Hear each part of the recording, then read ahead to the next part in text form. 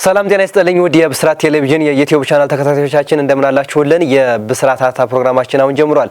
በዛሬው የብስራት አታ ፕሮግራማችን የኢትዮጵያ ብሔራዊ ቡድንን የተጫዋቾች ምርጫ በተመለከተ ቆይታ እናደርጋለን። ፕሮግራሙን አዘጋጅቶ ወደ እናንተ በማድረሱ እኔ አንተነህ ታረቀ ከመላው የስቱዲዮ ባለሙያዎች ጋር በጋራ መሆን አብራችሁ ቆይታ አደርጋለሁ። እስከ ፕሮግራማችን ፍጻሜ ድረስ አብራችሁን ቆዩ። የኢትዮጵያ ብሔራዊ ቡድን በቀጣይ ላለበት የቅድመ ማጣሪያ ጨዋታ ለአፍሪካ ዋንጫ ማለት ነው እንግዲህ ሳኦ ቶሜና ፕሪንሲፔን የሚገጥም ይሆናል። ለዚህ ጨዋታ ይረዳው ዘንድ አሰልጣኝ ዮሐንስ ሳህሌ ለ23 ተጫዋቾች ጥሪ አድርገዋል። እነዚህን ተጫዋቾች በተመለከተ ዛሬ ቆይታ የምናደርግ ነው የሚሆኑት። እንግዲህ አሰልጣኝ ዮሐንስ ሳህሌ ዳግም ከ11 ዓመታት በኋላ ተመልሰው ቡድኑን ከያዙ በኋላ የመጀመሪያ ጨዋታቸውን የፊታችን መጋቢት 16 ከሳኦ ቶሜ ፕሪንሲፔ በሞሮኮ የሚያደርጉ ነው የሚሆነው። የጨዋታ በአልአብዲ ስቴዲየም እንደሚደረግ ይታወቃል። ለዚህ የሚረዳቸው ዘንድ ታዲያ እንግዲህ ለመጀመሪያ ጊዜ በሚባል በኢትዮጵያ እግር ኳስ ፌዴሬሽንም ታሪክ ለመጀመሪያ ጊዜ እንግዲህ በኦንላይን ነው ለተጫዋች ጥሪ ያደረጉት። ማህበራዊ ሚዲያ ትስስር ገጾች በፌዴሬሽኑ ማለት ነው እንግዲህ ጥሪ አድርገዋል። እነዚህ ተጫዋቾችን በተመለከተ ነው ዛሬ በብስራት ፕሮግራማችን ቆይታ የምናደርገው። የትኞቹ ክለቦች የትኞቹን ተጫዋቾች አስመረጡ የሚለውን ጉዳይ በደንብ እንመለከታለን። በዋናነት ግን የምንመለከተው ጉዳይ ያላስመረጡ ክለቦችን ነው። ከነዚህ ያላስመረጡ ክለቦች መካከል ታዲያ አንጋፋውና ታሪካዊ ቅዱስ ጊዮርጊስ አንድም ተጫዋች አላስመረጠም። ስለዚህ ይህ ለምን ሆነ የሚለውን ጉዳይ በደንብ የምንመለከት ነው የሚሆነው። ቅዱስ ጊዮርጊስ እንግዲህ አሁን ያለበት አሁናዊ ቀውሱ ይታወቃል። ይህ ቀውስ ትክክለኛ ለቀውሱ መገለጫ የሆነው ዘንድ አንድም ተጫዋች ለብሔራዊ ቡድን አላስመረጠም። ያላስመረጠባቸው በታሪክ አጋጣሚዎች አሉ። ይሄኛው ደግሞ እንግዲህ ከረጅም ዓመታት በኋላ ነው ተጫዋቾችን ያላስመረጠው። እንግዲህ ይህንን ጉዳይ የምንመለከት ነው የሚሆነው። ከዛ ባሻገር ደግሞ አሰልጣኝ ዮሐንስ ሳህሌ ተጫዋቾችን ምርጫቸውን ካሳወቁ በኋላ ብዙዎች እንግዲህ ቅሬታም ተቃውሞም እያሰሙ ነው የሚገኙት። ይህንን ጉዳይ እንመለከታለን። እንግዲህ አሰልጣኝ ዮሐንስ ሳህሌ ለኔ ይሆነኛል ያሉትን ተጫዋች መርጠዋል። ይህንን ጉዳይ የምንመለከት ነው የሚሆነው። በተለይ ደግሞ ያልተመረጡ ተጫዋቾች ከፍተኛ ግብ አስቆጣሪ ተጫዋቾች አልተመረጡም። ለምሳሌ እነ አዲስ ግዳይና ታምራት እያሱ ያልተመረጡ ተጫዋቾች ናቸው። በዋናነት ደግሞ በጣም ከፍ ያለው ነገር ከፍተኛ ተከፋዮች ከሚባሉት ዝርዝር ውስጥ የተመረጠው ሁለት ተጫዋቾች ብቻ ናቸው። ራምኬል ጄምስና አቤል ያለው ናቸው። እንግዲህ ቶፕ 6 ከፍተኛ ተከፋይ በሊጉ ከነበሩት ተጫዋቾች መካከል ሁለት ተጫዋቾች ብቻ ናቸው የተመረጡት። ይህንን ጉዳይ የምናነሳ ነው የሚሆነው። እንግዲህ በብሔራዊ ቡድኑ ጥሪ ከተደረገላቸው ተጫዋቾች መካከል በርከት ያሉ 23 ተጫዋቾች ተጠርተዋል። ከነዚህ ተጫዋቾች ታዲያ የተመረጡት ከ10 ክለቦች ብቻ ነው። በፕሪሚየር ሊጉ 20 ክለቦች አሉ። 10 ክለቦች ተጫዋቾችን አስመርጠዋል። እነማን ናቸው ያስመረጡት የሚለውን ጉዳይ እንመለከታለን።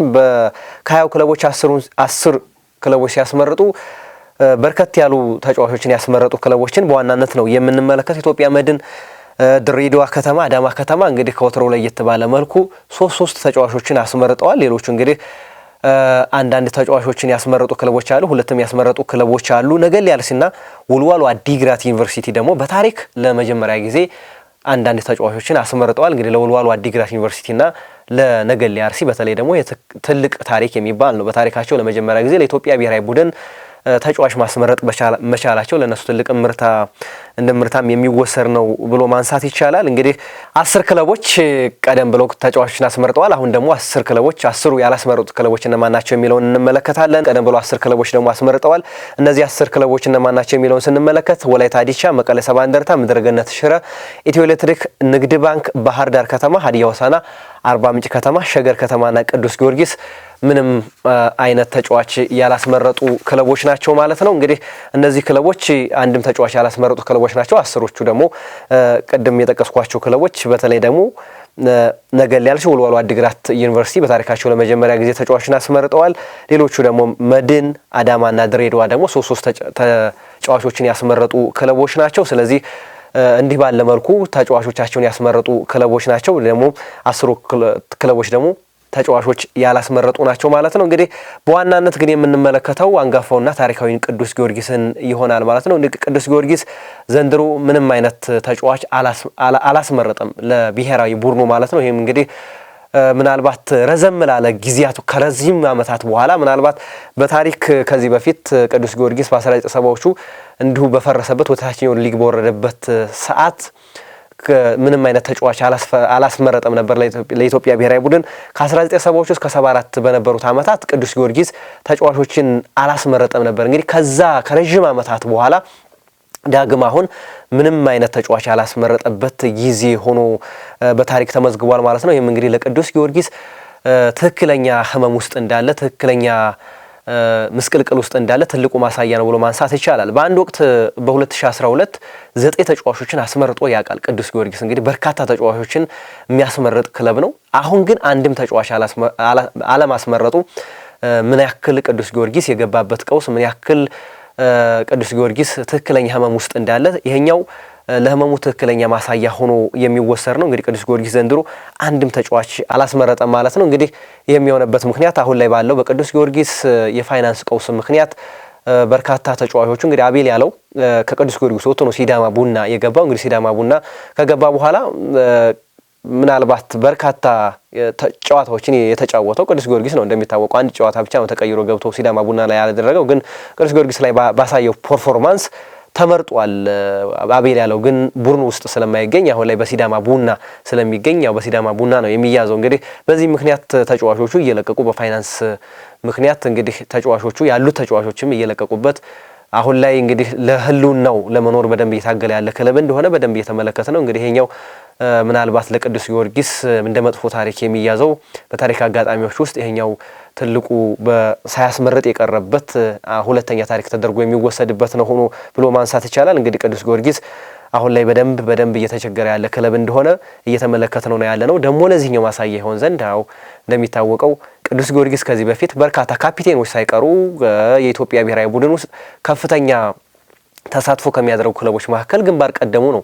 በርካታ የኢትዮጵያ ብሔራዊ ቡድን ተጫዋቾችን ያፈራ ክለብ ነው። ግን አሁን አንድም ተጫዋች አለማስፈረሙ ይሄኛው በእጅጉ የሚያሳዝንና በጣም የሚያንገበግብ ነው ነገር ብሎ መውሰድ ይቻላል ማለት ነው። እንግዲህ ይሄኛው በጣም ከምርጫው ለየት ብሎ የሚነሳ ወይም ደግሞ በደንብ ጎልቶ የሚጠቀሰው ቅዱስ ጊዮርጊስ አንድም ተጫዋች ለኢትዮጵያ ብሔራዊ ቡድን አለማስፈረሙ ነው ብሎ ማንሳት ይቻላል ማለት ነው። እንግዲህ ከዛ ባሻገር አሰልጣኝ ዮሐንስ ሳሌ ምርጫቸውን ካሳወቁ በኋላ በርካቶች መመረጥ ያለባቸው ተጫዋቾች አሉ የሚል ሀሳባቸውን እየሰነዘሩ ነው የሚገኙ። እንግዲህ ምርጫ ብሔራዊ ቡድኑ አሰልጣኝ ናቸው። እሳቸው የራሳቸውን የሆነ የሚመርጡበት የራሳቸው መስፈርት አላቸው። እሱን ተዋለን። ግን ሁላችንም የምናይበት መንገድ አለ። ራሳችን ከሌ ቢመረጥ ከሌ ጥሩ ነው የሚሉ ነገሮች አሉ። ግን በዋናነት በደንብ ብዙዎችን ሲያነጋግር የነበረው የአዲስ ግዳይ የዳዊት ተፈራን ሮቦት ስላሉ ያለመመረጣቸው ምክንያት እሱ ለብዙዎች እንደ ጥያቄ ሆኖ በተደጋጋሚ ሲነሳ የነበረ ጉዳይ እንደሆነ በደንብ ተመልክተናል ማለት ነው። አዲስ ግዳይ እንግዲህ አሁን ላይ በ9 ግቦች ፕሪሚየር ሊጉ ከፍተኛ ግብ አስቆጣሪ ነው። 9 ግቦችን አስቆጥሯል። ስለዚህ ለምን አልተመረጠም የሚልበት ጉዳይ ይሄኛው ነው። ምክንያቱም 9 ግቦችን አስቆጥሯል። የፕሪሚየር ሊጉ ከፍተኛ ግብ አስቆጣሪ ነው። ታዲያ በምክንያት ያልተመረጠ የሚለው ጉዳይ ይሄኛውን። ታምራት ኢያሱን በተመሳሳይ 8 ግቦችን አስቆጥሯል። እሱም አልተመረጠም።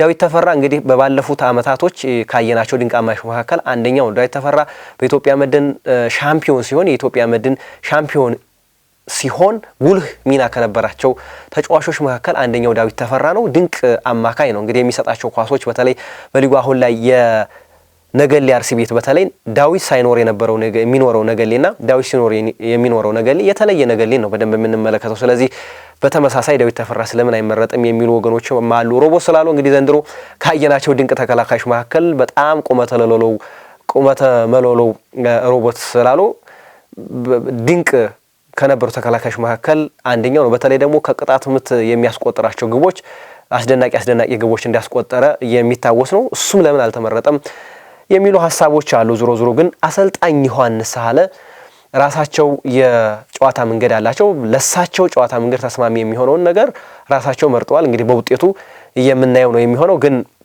አንዳንዴ ሜዳ ላይ በወቅታዊ ብቃት ስናያቸው ለምን አልተመረጡም ብሎ የምናነሳው ጥያቄ ምናልባት ጤናማ ይሆናል ብሎ ማሰብ ይቻላል። ምክንያቱም በሜዳ ላይ አሁናዊ ባላቸው ቁመና አሁናዊ ባላቸው ወቅታዊ ብቃት ልጆቹ እነዚህ የተዘረዘሩት ልጆች ምንም በፕሪሚየር ሊጉ አሉ ከተባሉ ተጫዋቾች መካከል ዋነኞቹ ናቸው እነዚህ ተጫዋቾች ማለት ነው። እንግዲህ ከፍተኛ ግብ አስቆጣሪዎች መካከል የተጠራው አንድ ብቻ ነው። አቤል ያለው ብቻ ነው ከፍተኛ ግብ አስቆጣሪ። ከተጠሩት 6 አጥቂዎች መካከል 26 ግብ አስቆጥረዋል። 6 አጥቂዎች በጋራ ማለት ነው። ያልተጠሩት ሁለቱ ደግሞ 17 ግቦችን አስቆጥረዋል። አዲስ ግዳይ 9 አስቆጥረዋል። ታምራት እያሱ በተመሳሳይ 8 ግቦችን አስቆጥረዋል። ስለዚህ ሁለቱ 17 ግቦችን አስቆጥረዋል። 17 ግብ ያስቆጠሩት ግን አልተጠሩም ሁለቱ ማለት ነው። 6ቱ ግን በድምሩ 26 ግቦችን አስቆጥረዋል ማለት ነው።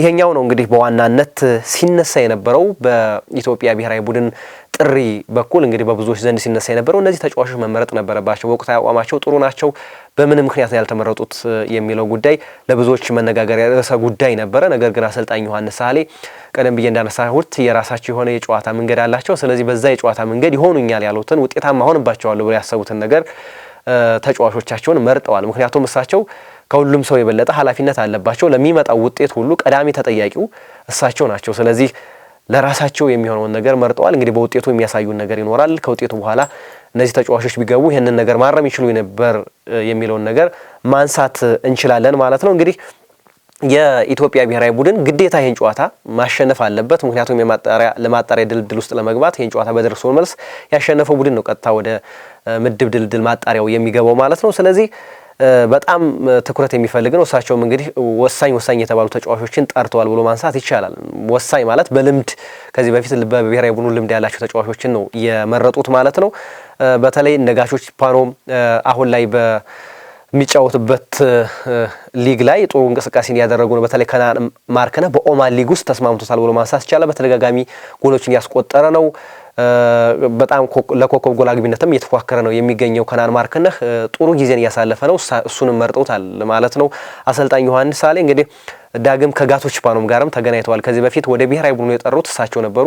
አሁን ደግሞ ድጋሚ በብሔራዊ ቡድን ከ11 ዓመታት ቆይታ በኋላ ሲመለሱ ድጋሚ አግኝተውታል ማለት ነው። እንግዲህ አሰልጣኝ ዮሐንስ ሳህሌ እነዚህን የመሳሰሉ ተጫዋቾችን ጠርቷል። ምክንያቱም ጨዋታው በደንብ ትኩረት የሚፈልግ ጨዋታ እንደሆነ ውጤት ማሸነፍ ብቻ አማራጭ ስለሆነ ለዛ ይመስላል እንግዲህ በርካታ ተጫዋቾችን ሲኒየር ተጫዋቾች ይጠሩት ማለት ሁለት ወጣት ተጫዋቾችን ጠርተዋል። ከቢ ብዙነህንና የወልዋሎ አዲግራት ዩኒቨርሲቲውን ማለት ነው። እንግዲህ ሁለት ወጣት ተጫዋቾችን ብቻ ነው የጠሩት። ሌሎቹ እንግዲህ በርካታዎቹ ልምድ ያላቸው ከዚህ በፊት በኢትዮጵያ ብሔራዊ ቡድን ተጫውተው የሚያውቁ ናቸው።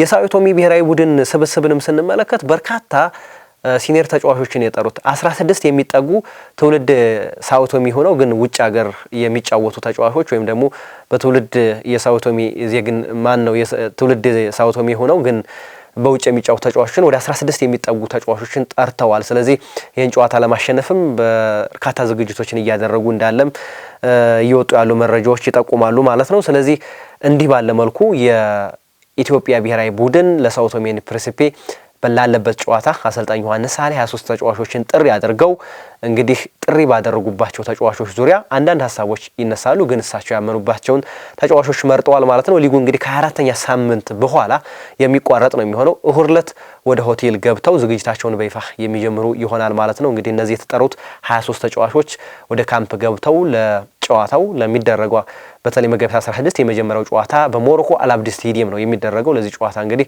ዝግጅታቸውን ያደርጋሉ። ድጋሚ ደግሞ ከቀናቶች በኋላ በ22 ማለት ነው መጋቢት 22 በድሬዳዋ ኢንተርናሽናል ስታዲየም ጨዋታቸውን የሚያደርጉ ይሆናል ማለት ነው። የዚህ ጨዋታ አሸናፊ በቀጥታ የ27ቱን ለአፍሪካ ዋንጫ ለማለፍ የምድብ ድልድል ውስጥ ይገባል ማለት ነው። እንግዲህ ይሄኛው ቅድመ ማጣሪያ ጨዋታ ነው። እንግዲህ አሰልጣኝ ዮሐንስ ሳህሌ ምን አይነት ቡድን ያስመለክቱናል፣ በእነዚህ ተጫዋቾች ምን አይነት ቡድን ያስመለክቱናል የሚለው በደንብ የሚጠበቅ ጉዳይ ነው። ከፍተኛ ተከፋዮች እዚህ ቡድን ላይ አልተጠሩበትም። አቤል ያለው ብቻ ነው ያለው። ለምሳሌ የወቅቱ የኢትዮጵያ ፕሪሚየር ሊግ ከፍተኛ ተከፋይ አብነት ደምሴ ነው። ወደ 850 ሺህ ብር የሚከፈለው ተጫዋች ነው። እሱም አልተጠራም። ያው ጌታነህ ከበደና ሽመልስ በቀለ ከብሔራዊ ቡድኑ እንዳገለሉ የሚታወስ ነው። እነዚህን የመሳሰሉ ተጫዋቾች አልተጠሩበትም። ራምኬል ጄምስ እና አቤል ያለው ብቻ ከነዚህ ከፍተኛ ስም ዝርዝር ውስጥ ካሉት ተጫዋቾች መካከል የተጠሩት ናቸው ማለት ነው። ሌሎቹ ግን አልተጠሩ ማለት ነው። እንግዲህ አሰልጣኝ ዮሐንስ ሳህሌ እነዚህን 23 ተጫዋቾች ጥሪ አድርገዋል። በቀጣይ እንግዲህ ዝግጅታቸውን የሚጀምሩ ነው የሚሆኑት።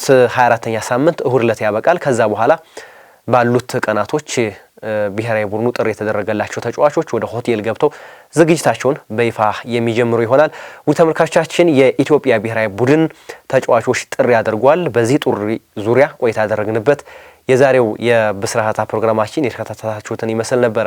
ያላችሁን ሀሳብ አስተያየት፣ በተለይ ደግሞ በተጫዋቾቹ ጥሪ ዙሪያ ማን መጠራት ነበረበት፣ እየተጠራውም ይሄ እኮ ብዙም አይመጥነውም የሚል ሀሳብም ካላችሁም በኮሜንት ሴክሽን ላይ አካፍሉን። ሰናይ ጊዜን ተመኘ።